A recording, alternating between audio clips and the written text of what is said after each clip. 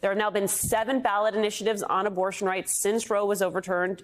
For each one, Americans came out. They voted to protect the procedure. What does that all tell you? Yeah, it further affirms the salience of this issue, but it also tells us that the longer abortion bans are in place, the more that average American voters understand what's at stake. You know, I think a lot of folks think, oh, the time that's passed since Dobbs has made the salience of the issue decline. And if anything, it's actually made it stronger. So we now know with 21 states still with abortion bans that despite all the victories we've had as a movement, there's a lot more work to go. And Democrats are understanding now that when they stand for something and they follow through with it, like so many Democrats who won in 2022 have done, it really resonates with voters. I want to ask you about the voters that show up in this type of election as compared to the voters who show up in a presidential year. And if you think, to your question about saliency, about the extent to which this is motivating voters out the door, the way that the dynamic potentially changes in a presidential year where you have voters who might not come out for a ballot initiative, who might not come out during a midterm, the way it changes the contours of the electorate.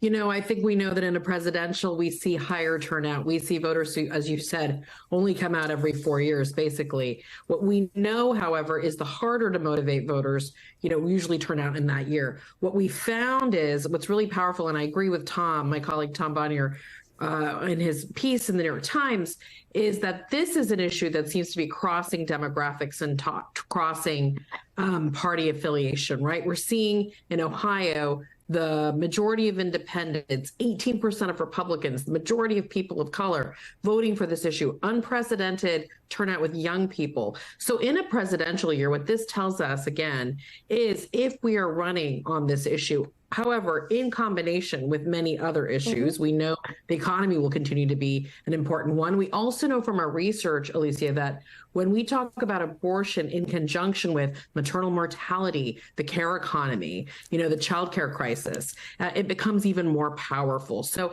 this is giving us a clear roadmap. It's not a silver bullet. Democrats have to be authentic, they have to be clear-eyed, and they have to talk about the greater issues of fundamental freedoms at stake. And there are a lot of variables that could happen between now and November. I want to talk to you specifically about what happened in Ohio. You had voters enshrine abortion rights into the state constitution, but you have Ohio Republicans trying to make it so that it can't be recognized in a court of law. I mean, I've got 2 questions there, which is one question I think we keep coming back to is are Republicans understanding the political backlash that they are up against? Because they do have an option here, right? Their option is to back off a little bit and to not hand this to Democrats predicated on this issue.